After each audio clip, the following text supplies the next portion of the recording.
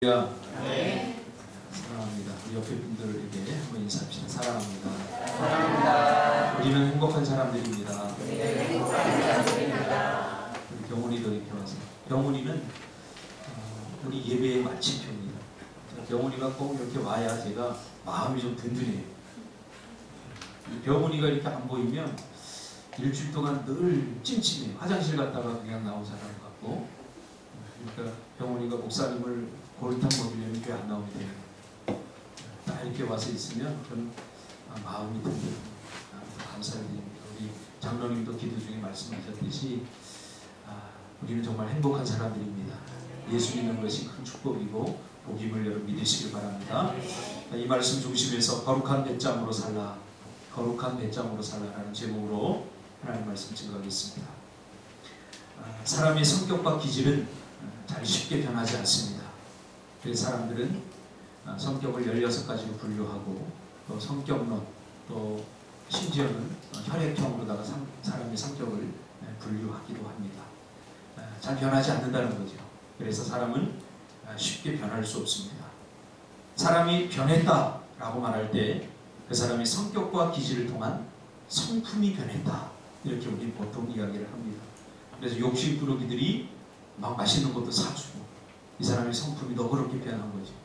변화라고 말할 때 우리가 성품의 변화를 많이 이야기합니다. 많은 사람들이 자신을 바꾸고 고치려고 하다가 좌절하는 것을 저는 주변에서 많이 지켜보았습니다. 특별히 제가 상담가로서 많은 사람들이 나를 좀 바꾸고 싶습니다. 내 성격을 고치고 싶습니다. 내 소심한 성격을, 내 참지 못하는 이 불의한 성격들을 고치고 싶습니다. 그렇게 이야기하는 사람들을 저는 많이 봐왔습니다. 그러나 이게 쉽게 고쳐지지 않죠. 그래서 좌절감에 빠져있는 사람들 또한 저는 많이 겪어봤습니다. 물론 어떤 위기를 겪게 되거나 심각하고 어려운 상황에 직면하게 됨으로써 충격을 받으면 사람은 성찰과 깨달음으로 잠시 동안의 반응이 있습니다. 그때 뭐 좀 변하는 것 같고 사람이 달라지는 것 같아요. 그러나 시간이 좀 흐르면 다시 사람은 원래의 자기로 돌아오는 것을 보게 됩니다. 제가 좋아하는 우리 한국 배우가 있는데 하정우. 하정우 좋아합니다. 여러분 어떤 배우를 좋아하세요? 나름대로 다 좋아하는 배우들이 있겠죠. 저는 그 하정우가 연기하면 그렇게 몰입이 되는 것 같아요. 아주 근사한 배우라고 생각하는데, 이 하정우가 만든 그 영화가 있습니다. 롤러코스터라고 하는 영화가 있는데, 뭐 이렇게 작품의 완성도가 뛰어나는 것은 아닌데 저는 그 영화를 보고 나서 참 많은 생각들을 하게 됐습니다. 비행기 안에서 이 벌어지는 그 에피소드인데, 난기류를 만나서 사람들이 막 죽음의 위기를 겪게 되고 그 안에서 일어나는 에피소드를 그린 그런 영화거든요. 그런데 그곳에서 죽음의 위기에, 그 난기류 때문에 막 비행기가 막 떨어질지도 모르는 그런 위기에 직면합니다. 그러나 비행기가 무사히 땅에 딛고 무사히 착륙하게 되자 사람들이 난기류를 만났을 때에 그때 가졌던 간절함과 절박함이 사라진다는 것입니다. 그러면서 이 영화가 우리에게 던져준 메시지가 뭡니까? 사람들은 위기에 직면하면 간절해지지만 그 위기가 지나가면 다시 예전의 모습 그대로 된다 하는 것을 우리에게 메시지를 던져줍니다.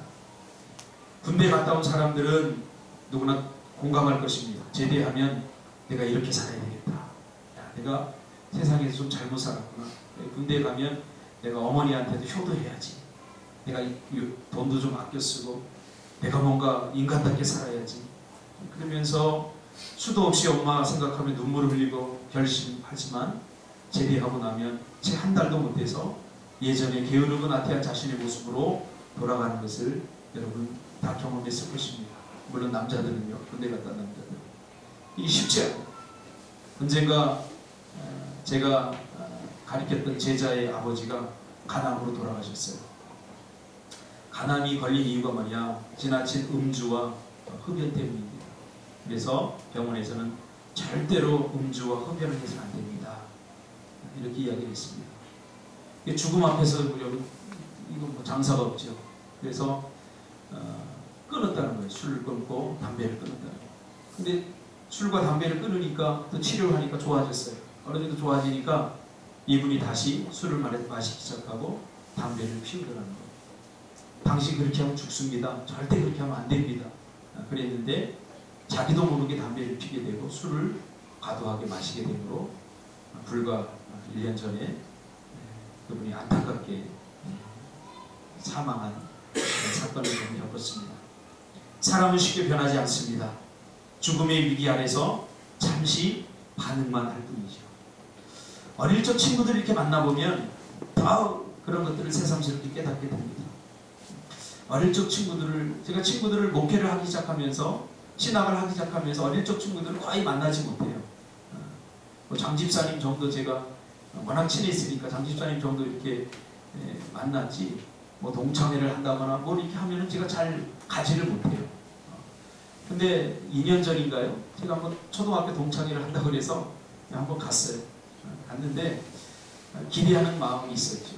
기대하는 마음을, 애들은 얼마나 많이 변했을까. 갔더니 여전히 변하지 않았더라고요. 여전히 그때도 고집스러웠던 친구는 30년, 40년이 지난 친구도 여전히 고집스럽고, 여전히 비열했던 친구는 지금도 30년, 40년이 지난 여전히 비열했고,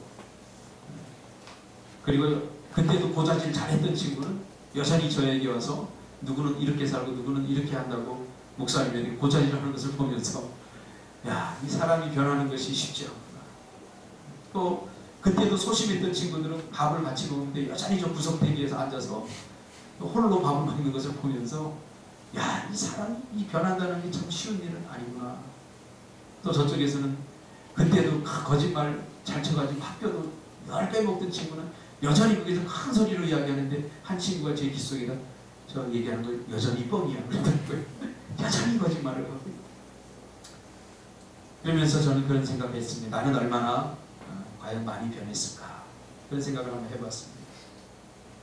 사람이 정말 변한다는 것이 가능한 일일까요? 여러분 자신을 보면 알 수 있지 않습니까? 뭐 다른 데서 찾을 거 없어요. 여러분 자신들을 보면 이 변한다는 것이 얼마나 힘들고 불가능한 일인지 우리는 잘 깨닫게 됩니다. 수없이 결심하고 수없이 다짐하고 다음부터 절대 그러지 말아야지 그러면서도 그런 위기가 지나고 또 어려움이 지나고 나면 여전히 우리는 다시 예전의 모습으로 돌아가 있는 자신들을 발견하게 됩니다. 오늘 본문은 사람이 과연 변할 수 있을까에 대한 답을 주고 있습니다. 사람이 과연 변할 수 있을까? 그리고 변할 수 있다면 어떻게 사람이 변화되는가에 대한 답을 오늘 본문은 우리에게 주고 있죠.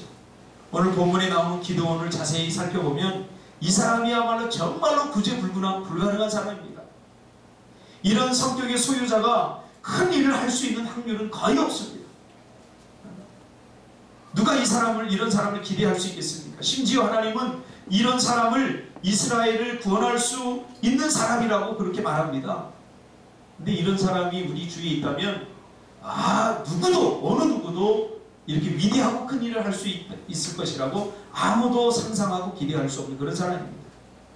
한심해도 너무 한심하고 소심해도 너무 소심하고 겁쟁이에 의심까지 많고 거기다 우유부단하기까지 합니다.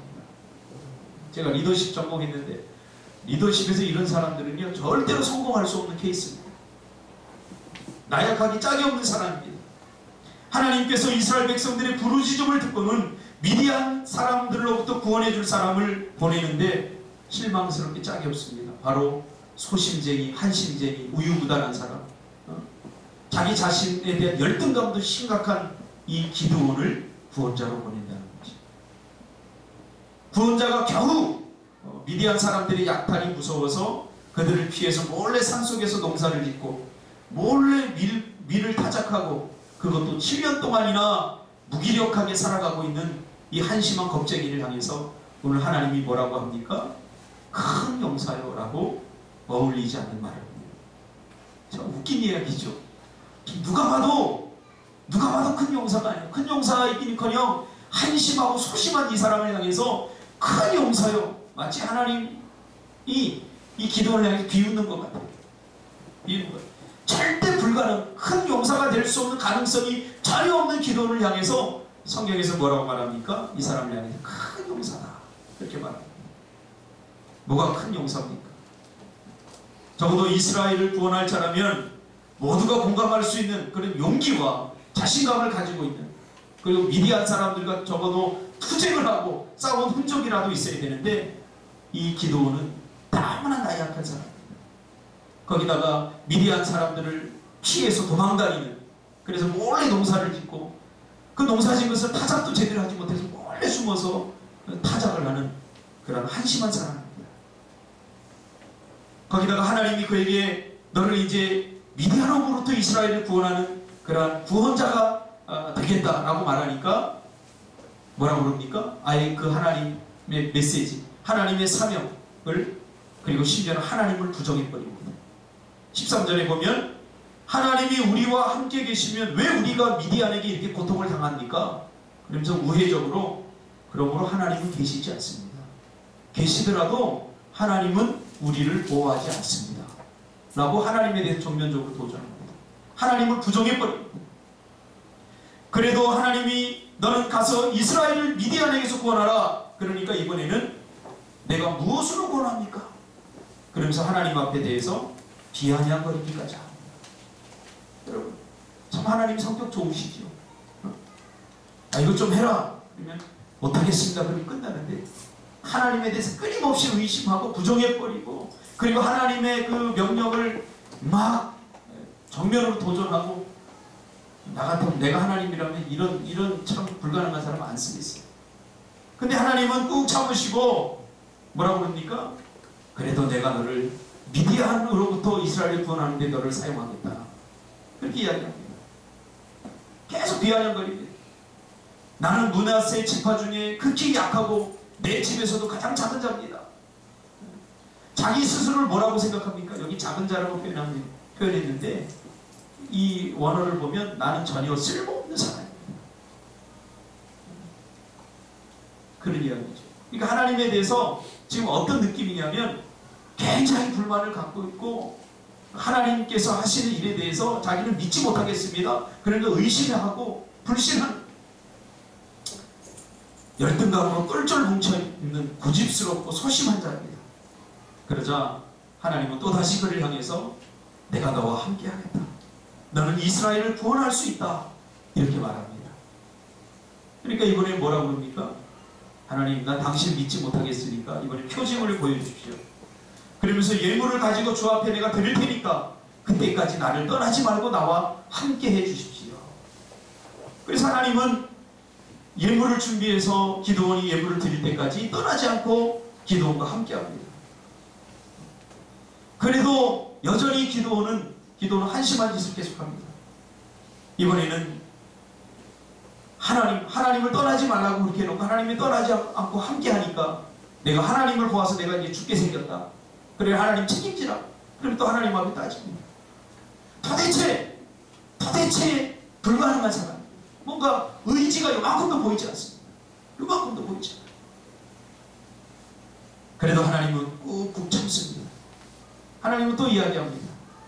야, 너의 아버지가 지금 우상을 만드는, 이 기드온의 아버지가 우상을 만드는 사람이었거든요. 그러니까 당시에 우상을 나무로다가 이렇게 조각을 했어요. 그러니까 우상을 나무로 이렇게 조각을 해서 그것을 팔아서 생계를 유지하는 사람이었어요. 그러니까 이번에는 내가 이스라엘을 구원하려면 내 아버지가 우상을 만들고 있는데 그 우상은 헛된 것이니까 그 우상을 다 불살라버려라. 이렇게 합니다.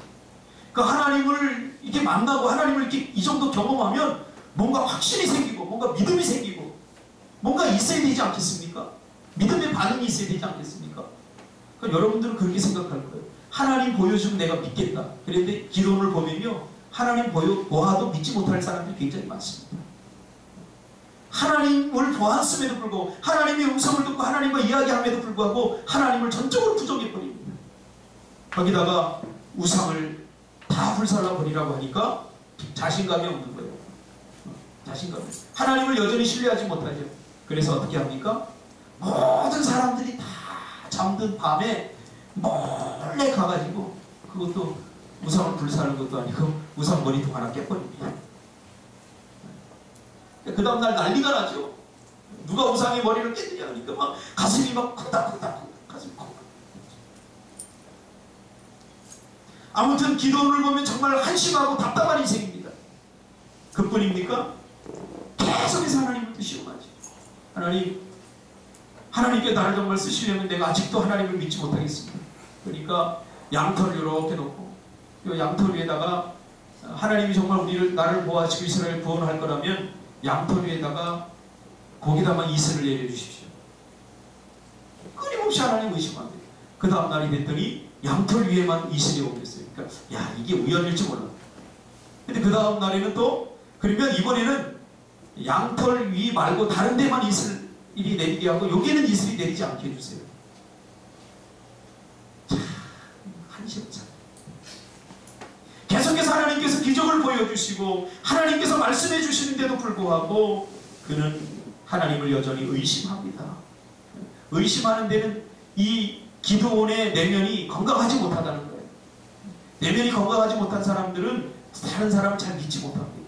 끊임없이 의심합니다. 누가 좀 잘해주면 이 사람이 잘해주는데 무슨 의도가 있을 거예요. 그리고 괜히 경계를 합니다. 뭔가 이게 건강하지 못합니다. 그런데 그랬던 이 불가능한 기드온이 완전히 변해버립니다. 완전히 변해서 미디안 군사 13만 5천 명과 대치하면서 겨우 300명의 군사를 데리고 싸워서 승리하게 됩니다.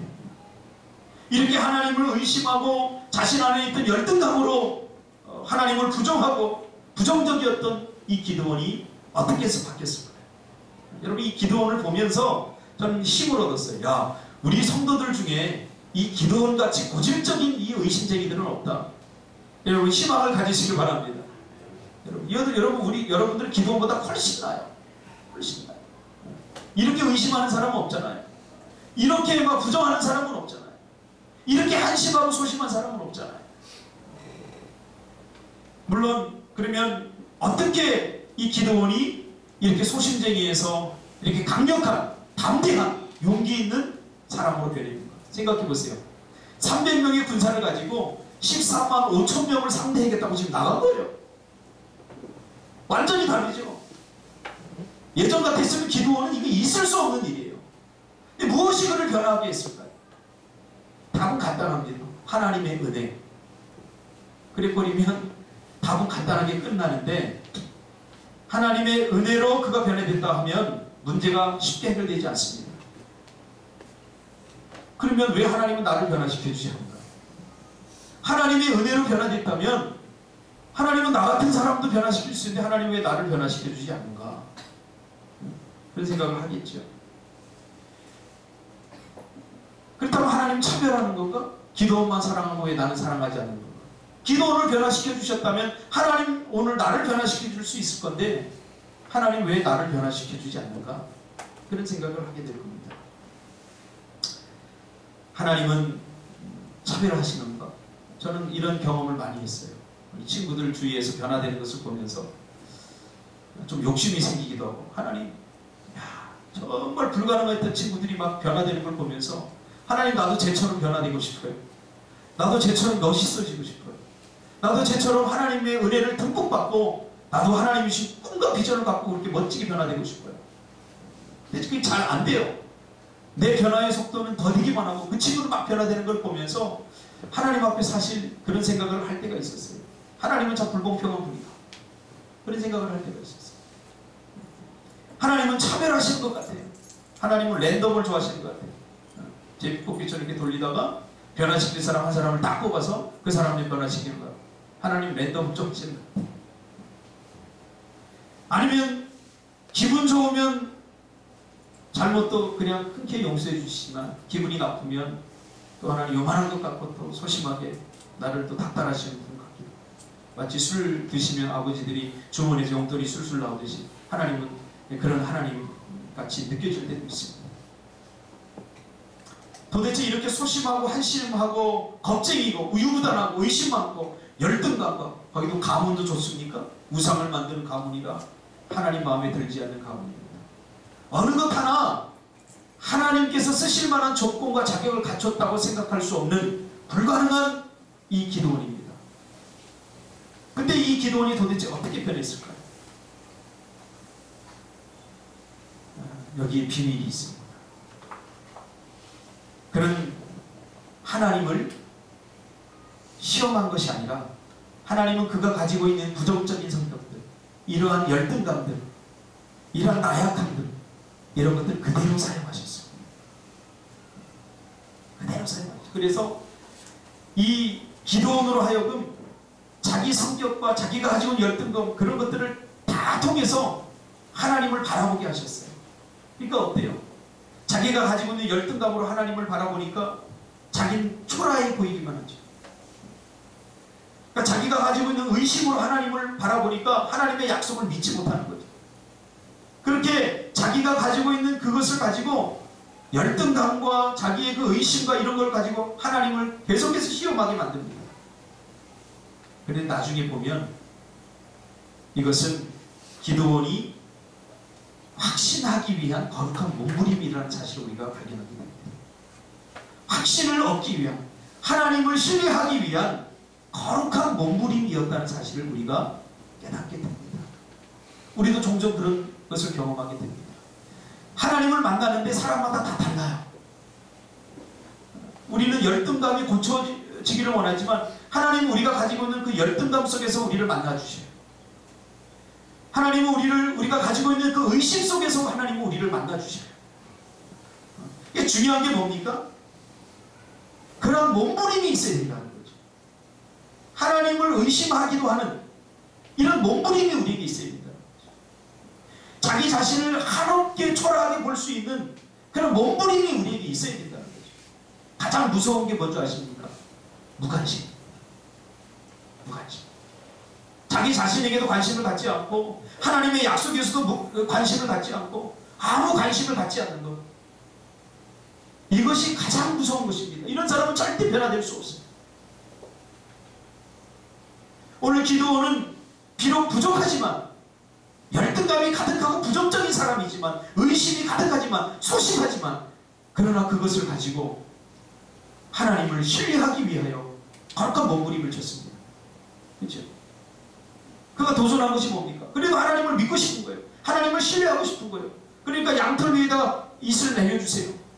하나님을 신뢰하지 않았다면, 신뢰하고 싶은 마음이 없다면 그런 도전조차도 안 했을 거예요.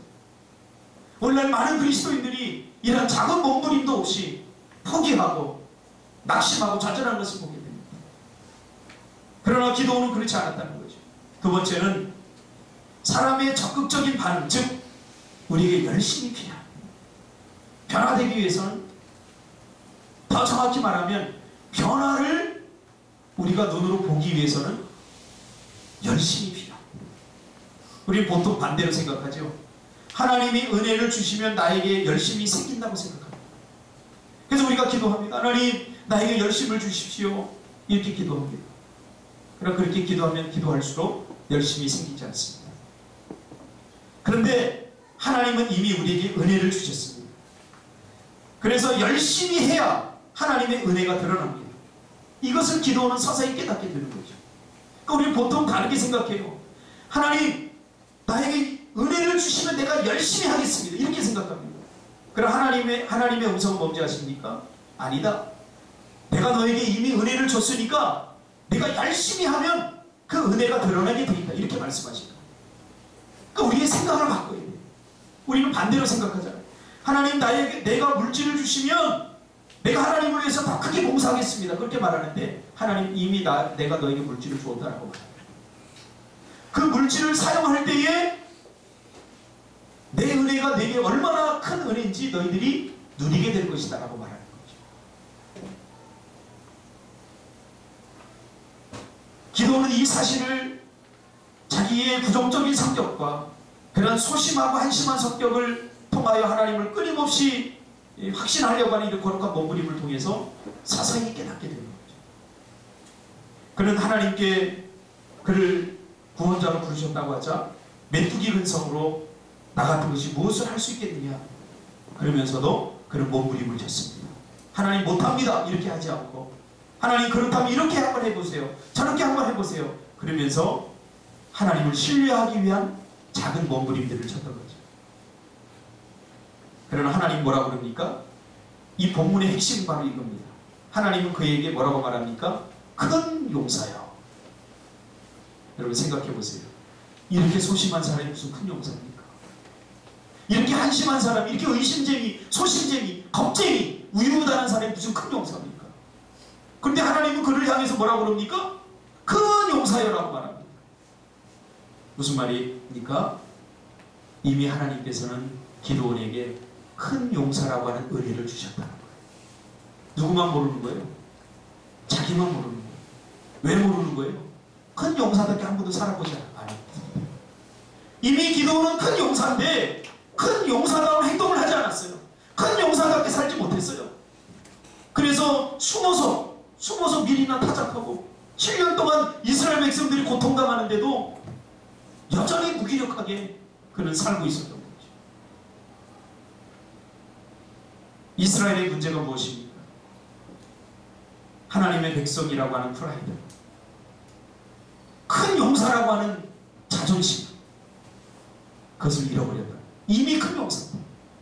오늘 우리의 문제가 뭡니까? 하나님은 이미 우리에게 축복을 주셨습니다. 할렐루야. 그러나 우리의 문제는 뭡니까? 하나님이 우리에게 이미 축복을 주셨는데 축복받은 백성답게 살지 못함으로 인해서 그 축복의 은혜를 우리가 누리지 못하고 있다. 자꾸 달라고 만 거예요. 다 줬는데 뭘 더 줘야 됩니까? 하나님께 주신 것 사용하고 하나님께 주신 믿음을 자꾸 사용해야 우리가 더 큰 사람다움을 우리가 눈으로 볼 수 있는데, 하나님이 이미 주셨음에도 불구하고 사용하지 않으니까 가치가 나타나지 않는 거예요. 여러분 통장에 10억이 있다고 생각해보세요. 그거 사용하지 않으면 굶어 죽습니다. 제가 언젠가도 얘기했지만, 제가 20대 때 우리 주변에 저희 어머니 친구가 한 분 살았는데, 이분이 재산이 수백억이 있는데 그걸 모르는 거예요. 불광동에다가 남편이 죽기 전에 땅을 사놨는데 수백억 되는 거예요. 그런데 몰랐어요. 남편이 그 땅을 사놨다는 걸 몰랐어요. 그래서 조그만 빌라에서 정말 그 두 남매를 키우면서 정말 힘들고 어렵게 살았어요. 이분이 우리 집에만 오면 저희 어머니하고 앉아서 하는 얘기가 뭐냐면 신세한탄하는, 자기 사랑을 있어요. 죽으려고 했대. 남편이 그 깐난쟁이 둘 나눠놓고 죽으니까 살 희망이 없어서 죽으려고 자살하려고 딱 하는데, 그 돌이 막 지난 그 아이가 그 죽으려고 약을 먹으려고 하는데 쳐다보더래요, 자기 눈을. 근데 그걸 보고서 자기가 절대 죽을 수 없겠더래요, 그 아이를. 그래서 이 두 아이를 보고 내가 살아야지. 그리고 평생 그렇게 사는 거예요. 근데 중풍이 걸리고, 제가 한 번은 저희 어머니 어버이날 저희 어머니하고 그분하고 모시고 민속촌 에버랜드 이런 데 모시고 다녔는데, 자기는 한 번도 안 가봤다고 중풍 걸려서 이렇게 저는데도 따라오시는 거예요. 저는 그냥 한번 예의상에 갔는데 따라오시는 거예요. 근데 돌아가시기 얼마 전에 불광동에 수백억 땅이 있다. 있으면 뭐예요, 쓰지? 평생 근심하고, 그 땅이면 평생 먹고 살 수 있다. 우리도 이와 같다고요. 하나님께서는 이미 기드온에게 넌 큰 용사다 라고 선언을 했는데, 기드온은 7년 동안 큰 용사답게 살지 못한 거예요. 도망다니면서 소심하게 한심하게 그렇게 사는 거죠. 이게 바로 이스라엘의 문제고 저와 여러분의 문제 아닙니까? 그럼 그렇게 된 이유가 뭡니까? 하나님을 섬기는데 게을러졌기 때문입니다.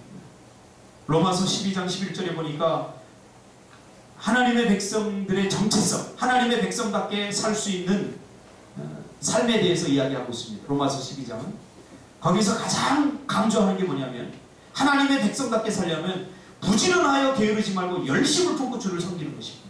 할렐루야. 이것이 하나님의 백성다운 삶, 즉 하나님이 우리에게 주신 축복을 누리며 사는 삶이라고 성경은 분명히 말하고 있습니다. 저는 그렇게 생각해요. 게으름 때문에, 열심이 없음 때문에 우리가 하나님의 백성답게 하나님이 주신 축복들을 누리지 못한다고 생각합니다. 성경의 말씀이 맞아요. 저희가 비즈니스 선교하면서도 깨달았어요. 비즈니스 선교하기 전에 하나님 이 떡볶이 장사하고 이거 하고 그러면 우리가 이거 하게 해주면 하나님 열심히 하겠습니다. 그런데 정작 하고 나니까 힘들다고 그래요. 힘들어서 못하겠습니다. 그런 표정들이 막 보여요. 제가 불러놓게 얘기했어요. 야, 너희들 기도 하나님께서 응답해 주셨는데 그거 갖고 불평하고 하나님이 주신 거 그거 이제 그 축복인데 그거 갖고 힘들다 그러면 이거 어떡하냐?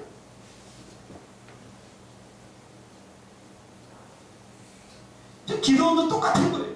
하나님이 이미 큰 용사라 했는데 이미 큰 용사일 거예요. 존재 자체는. 그러나 큰 용사답게 행동하지 않은 거예요. 큰 용사답게 살아가지 못하는 거예요. 왜? 너무 게을렀어요. 주를 섬기고. 그런 말이 있습니다. 열심만 있으면 우리 인생의 99% 문제는 다 해결됩니다. 얼마 전에 그 중국의 앱 하나 발견해서 뭐 수천억 수조 원을 번 사람이 강연을 하는 걸 제가 들었는데 그분이 그런 얘기를 하더라고요. 열심만 있으면 됩니다. 무슨 일이지?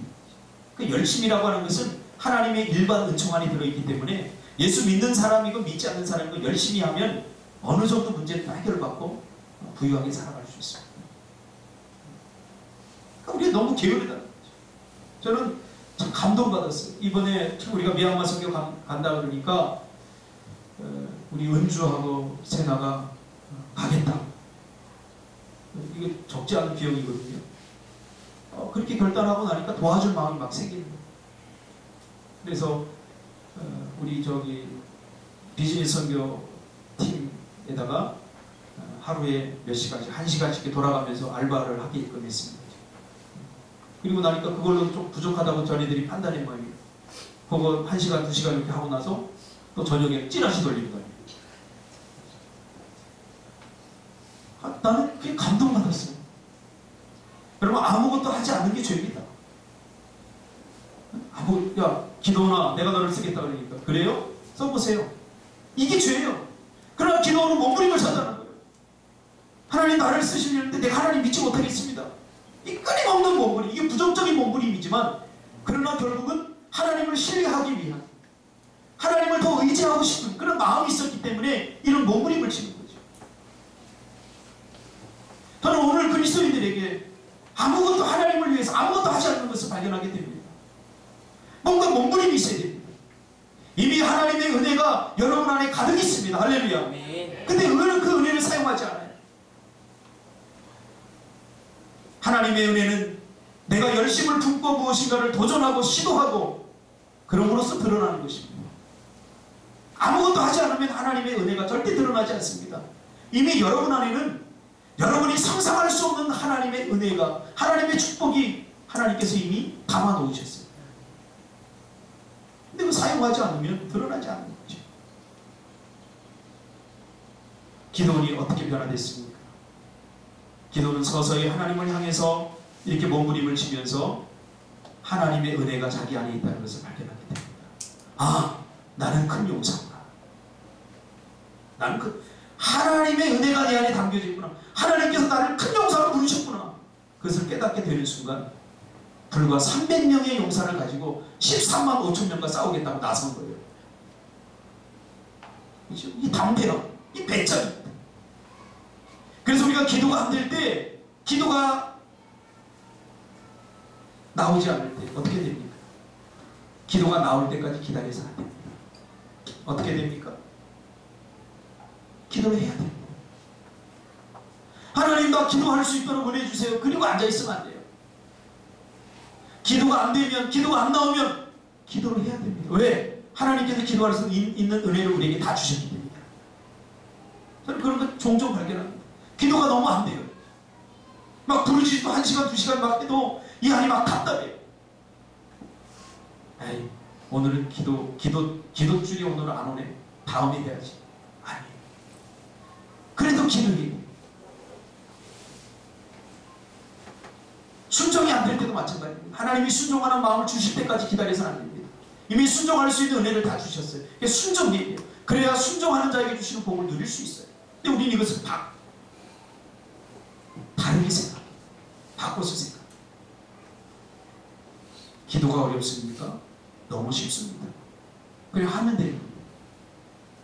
기도는 뭐예요? 호흡이잖아요. 여러분 숨 쉬는데 생각하고 쉬는 사람이 있어요. 병원이 숨 어떻게 쉬어? 내가 이번에는 산소를 깊이 마셔야지. 얼마나 1분 동안 받을까? 이렇게 쉬나? 잘 숨기시잖아. 기도도 똑같아. 그냥 하면 되는 거예요. 하나님께서 우리를 큰 용사로 부르셨어요. 그러면 간단합니다. 큰 용사답게 살면 돼요. 난 큰 용사다. 이런 자부심을 가지고 나는 그리스도인이다 라고 하는 자부심을 가지고 살아야 돼요. 그러나 우리 안에서는 늘 나는 부족합니다. 나는 연약합니다. 이거 매일 그러면 안 돼요. 나는 하나님의 백성답게 살고 있습니다. 그런 것도 좀 부여해야죠. 난 신앙생활도 제대로 못하고. 그게 여러분 평생 그렇게 달고 다니면 안 돼요. 그게 겸손인 것 같은데 절대 겸손이 아닙니다. 그냥 하시기 바랍니다. 아멘. 할렐루야. 아멘. 순종이 안 될 때도 마찬가지로 순종하면 돼요. 그러면 그 다음부터는 순종이 더 잘 됩니다. 그래서 어리석은 사람은 자꾸 구하기만 합니다. 복을 주세요. 아닙니다. 이미 하나님께서 우리 은혜를 다 주셨습니다. 그런데 기도는 그걸 몰랐던 거죠. 그리고 결국 그가 거룩한 몸부림을 하면서 깨닫게 된 것이 뭡니까? 하나님의 말씀이 맞구나. 나는 큰 용사였구나. 여러분 선언하시기를 바랍니다. 나는 절대로 실패할 수 없는 인생입니다. 그리고 여러분 실패하지 않을 것처럼 여러분 사시기를 바랍니다. 아멘. 마음속으로 나는 절대로 실패할 수 없는 인생이야. 그리고는 삶 속에서는 실패한 인생처럼 살아가고 있습니다. 이건 모순 아닙니까? 마음은 성공하고 싶은데 행동은 이미 실패한 사람처럼 움직이고 있다는 거예요. 너무나 안타깝지 않습니까? 우리 안에 있는 이 메뚜기 근성을 버려야 됩니다. 제가 이번 주 책을 읽으면서 부자들, 어떤 사람들이 부자가 되는가 보니까 막 열등감이 생겨요. 집을 보니까 막 수영장 있고 바다 같은 수영장 있고 막 리모컨으로만 모든 걸 다 잡고.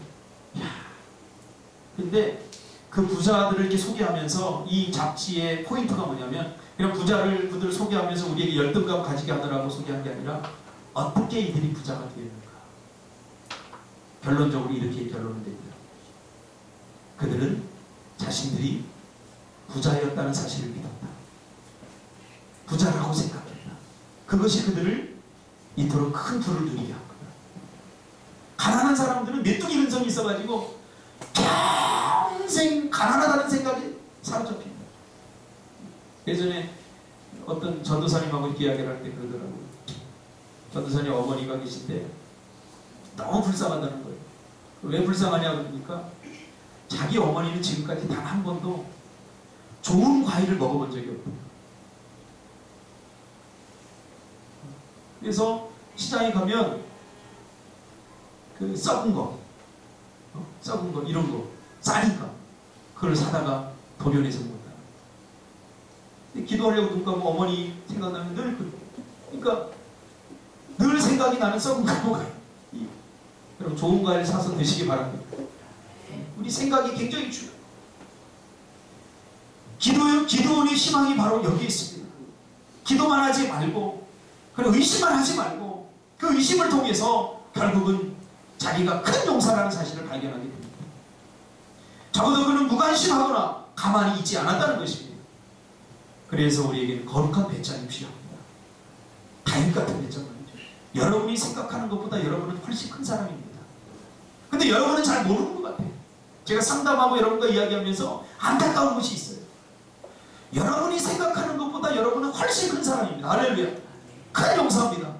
근데 아멘이 없는 거 보니까 여러분 그렇게 믿지 않잖아요.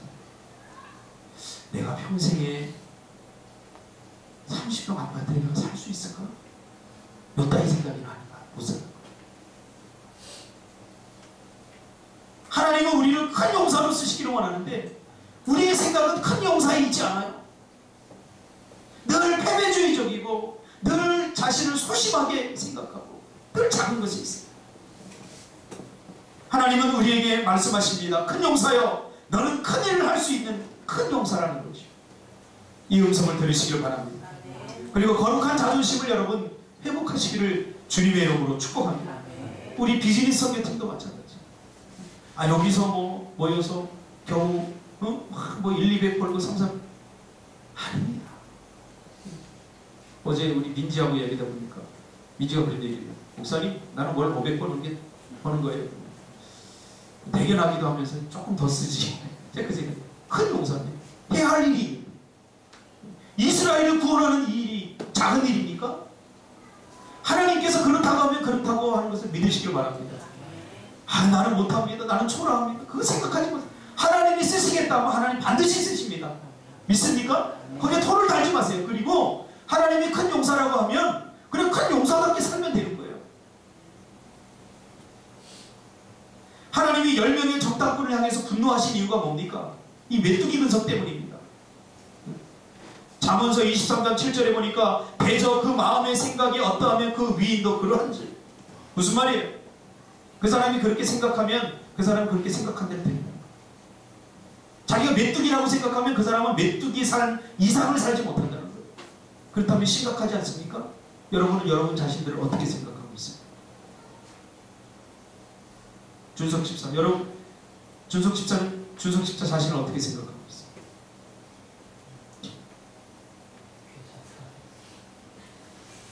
좀 가대망상치네. 네가 토익 900이 안 나오는 이유는 너는 900 맞을 만한 사람이 아니라고 생각하기 때문에 그래. 만약에 그렇게 정말 믿는다면 너는 900 맞을 사람처럼 그렇게 행동하겠습니다. 근데 그렇게 행동하는 것 같지가 않아, 내가 보니까. 이게 문제라.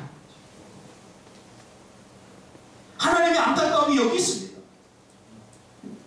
우리는 메뚜기가 아닙니다. 근데 메뚜기라는 거예요. 그러니까 메뚜기같이 쫓기고 도망다니는 삶을 실제로 살지 않습니까? 이스라엘 백성이. 자신을 쥐라고 생각하는 사람이 있었어요. 정신병원이, 그런 사람들 가는 병원이 있죠. 정신병원에 있어요. 그래서 아무리 뭐 약을 주고 해도 치료가 안 되는 거예요. 약을 주면 조금 괜찮다가 찍찍찍찍 그러던데 얼마나 우습습니까? 근데 한 의사가 왔어요. 의사가 와서 딱 이 사람이 딱 들어왔는데 찍찍 그러면서 자기 쥐라고 쥐 맞습니다. 이 사람 마음이 확 녹아지는. 왜? 사람은 누군가에게 인정받고 공감받기를 원하거든요. 근데 지금까지 의사들은 난 쥐입니다 그랬는데 네가 무슨 쥐냐 사람이지. 그런데 이 사람이 맞습니다 당신 쥐입니다. 그러니까 마음이 확 열립니다. 그래서 이 사람한테 치유받아야 됩니다. 그래서 상담을 하면서 치유를 받으면 좋아졌어요. 그래서 의사관원을 이야기합니다. 당신은 이제 어제까지는 쥐였는데 이제 내일부터는 쥐가 아닙니다. 내가 그렇게 치료를 했으니까 내일부터는 당신 쥐가 아니라 사람입니다. 내일이 딱 되니까 이 사람이 정말로 찝찝거리고 안 돌아다니고 사람처럼 걸어다니는 거예요. 병원에서 막 쥐처럼 찝찝거리면서 돌아다니면서 먹는 것도 막 이렇게 쥐처럼 먹었는데 이제 사람처럼 걸어다니는 거예요. 말도 사람처럼 막 말 시키면 칙칙거리고 말도 안 통해요. 그래서 당신은 이제 치유됐습니다. 치유됐습니다. 회복이 됐습니다. 당신은 뭐라고요? 난 사람입니다. 당신 쥐 아닙니다. 맞습니다. 난 사람입니다. 그리고 이제 퇴원을 하는 거예요. 퇴원을 하다가 갑자기 막 뛰어들어오는 거예요. 의사 선생님한테 막 뛰어들어. 큰일 났습니다. 왜요? 저기 고양이가 있어요. 아니 당신은 이제 쥐가 아니라 사람인데 뭘 걱정이냐고. 고양이는 당신을 잡아먹을 수 없다고. 당신 사람이니까. 그러니까 이 사람이 하는 말이, 나는 내가 사람이 됐다는 것을 아는데 저 고양이도 내가 쥐에서 사람이 됐다는 것을 알까요? 또 물어봤다는 거죠. 이 치유가 제대로 안 된 거죠. 여러분, 우리도 마찬가지예요. 여러분은 하나님의 백성입니다. 절대로 실패할 수 없는 인생들입니다. 여러분들은 큰 용사입니다. 아멘. 큰일 할 사람들입니다. 아멘. 하나님이 그렇다면 그렇다고 아시기 바랍니다. 거의 토를 달지 마세요. 비록 지금은 힘들고 어려워 보이고 보잘것없이 보인다고 할지라도 우리는 큰일을 할 사람들입니다. 우리 교회는 큰일을 할 교회입니다. 할렐루야. 아멘. 이 사실을 인정하고 큰 사람답게 살아가는 거죠. 때로는 우리 자신들을 볼 때 초라하게 볼 때가 있습니다. 거기에 속으면 안 됩니다. 여러분은 큰 용사들입니다. 아무도 골리앗을 이길 수 없다고 생각할 때 다윗만이 유일하게 골리앗을 이길 수 있다고 생각한 사람 다윗밖에 없었습니다. 나의 믿음이 너의 칼과 창보다 더 강하다고 믿었던 유일한 사람이 다윗입니다. 이스라엘에 수백만 수천만의 사람이 있었지만 골리앗을 이길 수 없다고 생각했는데 유일한 다윗만이 네가 가지고 있는 칼과 창보다 만군의 여호와가 더 크다고 믿었던 유일한 사람이에요. 그래서 그는 골리앗을 이길 수 있었던 것입니다. 여러분의 삶의 인생의 한계를 여러분이 스스로 정하지 않기를 주님의 이름으로 축복합니다. 그리고 거룩한 배짱을 좀 가질 수 있는 사람이 있어요. 소심하게 살지 말고 좀 도전도 해보고 좀 배짱이 있었으면 좋겠어요. 빵점 맞으면 어때요? 빵점 맞을까봐 두려워서 빵점 맞는 사람이다. 괜히 걱정하지, 일어나지 않은 일들 가지고 걱정하고 염려한다는 거.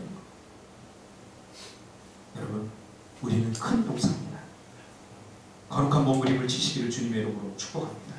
기도하겠습니다. 주님,